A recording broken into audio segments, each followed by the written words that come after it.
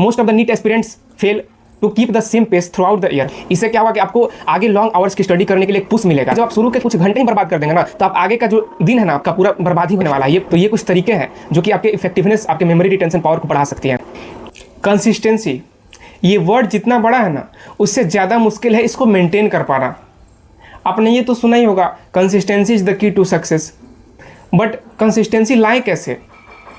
Most of the NEET aspirants fail to keep the same pace throughout the year, और वो last में regret करते हैं कि मैं कंसिस्टेंट नहीं रह पाया, जिससे मैं लॉन्ग आवर्स की स्टडी नहीं कर पाया और मेरा जो प्रिपरेशन है उसमें हिंड्रेंस आ गया, अफेक्टेड हो गया।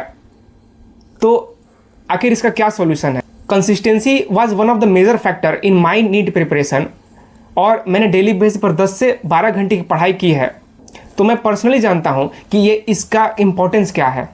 आज कोई भी जो नीट में सिलेक्ट हो रहा है वो ज़रूर कंसिस्टेंट रहा होगा, उसने लगातार लॉन्ग आवर्स से स्टडी की होगी, क्योंकि जस्ट 5-6 घंटे की स्टडी करके आप नीट में नहीं सिलेक्ट हो सकते। सो आई एम प्रभात कुमार। तो आज मैं इसी पे बात करने वाला हूँ। मैं आपको कुछ ऐसे टिप्स बताऊँगा, कुछ रूल्स बताऊँगा, जिससे अगर आप बाई हार्ट फॉलो करते हैं ना, तो आप डेफिनेटली कंसिस्टेंट रह पाएंगे। लेकिन इसके लिए मुझे आपका कमिटमेंट चाहिए कि आप इसको एज अ चैलेंज लेंगे और आप इसको एक्सेप्ट करेंगे और ये कमेंट में लिखेंगे कि यस, मैं ये फॉलो करूँगा। फ्रॉम जिस डेट से भी आप इसको देख रहे हैं, जिस दिन भी आप इसको देख रहे हैं, उस दिन से आप इसको फॉलो करेंगे। And I assure you, if you follow this tips, you are definitely going to be consistent and the most productive from now. Tip number 1 is planning your day. आपको जो भी टास्क कंप्लीट करने अगले दिन ना, उसको एक दिन पहले ही एक टू डू लिस्ट बना लेना है उसका।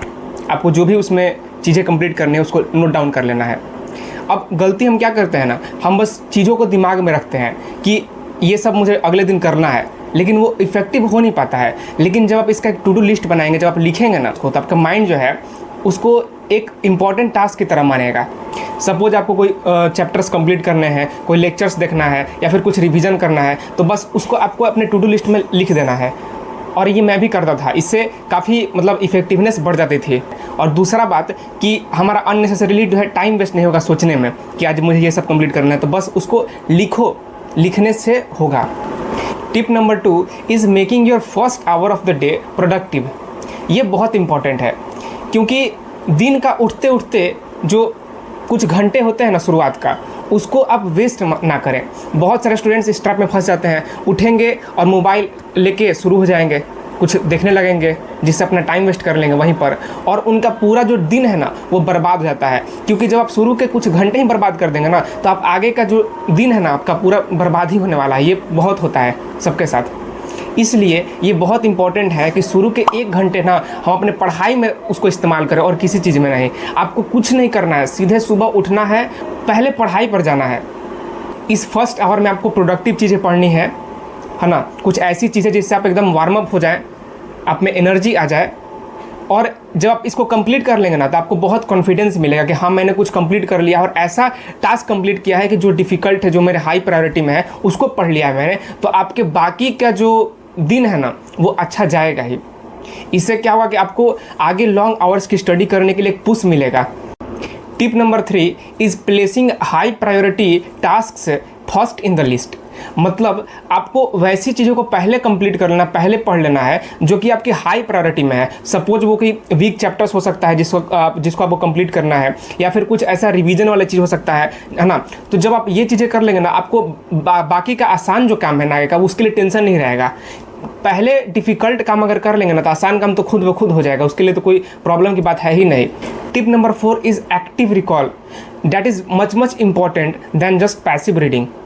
क्योंकि जब आप पैसिव रीडिंग करते हैं ना, तो बस आप चीज़ों को देखते आते हैं, बस पलटते आते हैं, देखते आते हैं, तो उससे आपको जो मेमोरी का जो रिटेंशन पावर है ना, बढ़ेगा नहीं कभी। उसको इम्प्रूव करने का बस एक ही तरीका है कि आप एक्टिवली चीज़ों को रिकॉल करें। जब आप पढ़े तो किताब बंद कर दे, और जो पॉइंट पढ़ रहे हैं ना उसको आप एक बार याद करने की कोशिश करें कि मैंने अभी जस्ट क्या पढ़ा। या फिर आप उसको लिख सकते हैं, लिखना और भी ज़्यादा ज़रूरी है। कोई चीज़ अगर आपका वीक है ना, उसको जितना आप लिखेंगे ना, तो वो उतना ही याद होने की जो पावर है बढ़ जाती है। तो ये कुछ तरीके हैं जो कि आपके इफेक्टिवनेस, आपके मेमोरी रिटेंशन पावर को बढ़ा सकती हैं। Tip number 5 is keep your place intact. इसका मतलब कि आपका जहाँ भी स्टडी इन्वायरमेंट है ना, उसको आप फिक्स रखें, उसको आप चेंज मत करें। उसको आप चेंज करेंगे तो आपके स्टडी में हिंड्रेंस आएगा। सपोज अगर आप घर पे पढ़ते हैं, ऑनलाइन क्लासेस करते हैं, तो आपने एक जगह पढ़ के देखा और फिर एक दूसरी जगह पढ़ के देखा, आपने दोनों में डिफरेंस क्या पाया? मान लीजिए एक जगह आपकी ज़्यादा पढ़ाई हो रही है, एक जगह कम हो रही है, तो आपकी जहाँ ज़्यादा पढ़ाई हो रही है ना, उस जगह को आप फिक्स कर दें कि हाँ मेरा यहाँ पर पढ़ाई अच्छा हो रहा है। जैसे मेरे केस में क्या था कि मैं घर पे पढ़ता था तो सिर्फ 5-6 घंटे ही पढ़ पाता था, क्योंकि घर का इन्वायरमेंट वैसा नहीं था, थोड़ा मतलब टाइम वेस्ट हो जाता था। लेकिन जब मैंने लाइब्रेरी ज्वाइन किया तो मैं वहाँ पर ऑब्जर्व किया कि मैं 10 से 12 घंटे यहाँ पर आसानी से पढ़ सकता हूँ। तो मैं 1 साल की लाइब्रेरी में ही पढ़ा हूँ। तो आपको ये ऑब्जर्व करना है कि कहाँ आपकी लॉन्ग आवर्स की स्टडी हो पा रही है, उसी इन्वायरमेंट को आपको फिक्स रखना है और वहीं पे पढ़ाई करना है।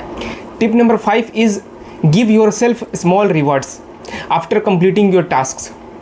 क्योंकि जब आप ऐसा करेंगे ना, तो आपके माइंड को एक ट्रिगर मिलेगा कि यस मैंने कुछ अचीव किया है, कुछ अचीवमेंट मैंने किया है। तो इससे आपको आगे और पढ़ने की ना, आगे और लॉन्ग आवर्स की कंसिस्टेंसी मेंटेन करने की जो क्षमता है ना, वो बढ़ेगी।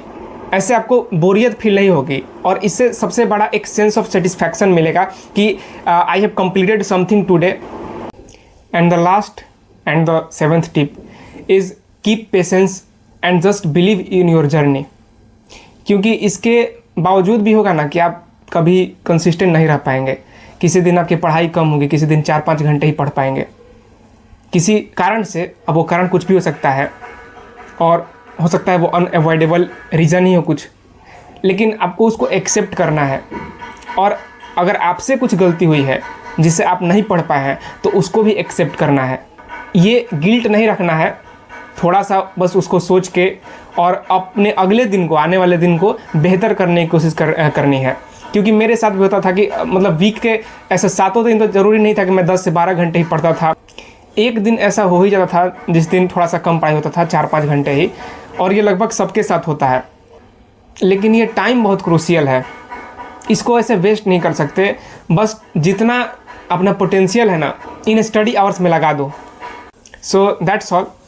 आई होप ये टिप्स आपको हेल्प करेंगी, थोड़ा सा आपको गाइडेंस और मोटिवेशन मिला होगा। सो कमेंट करो and I will wait to see that. और अगर वीडियो पसंद आया हो तो लाइक कर देना और चैनल को सब्सक्राइब कर लो for more such videos. And thank you for watching.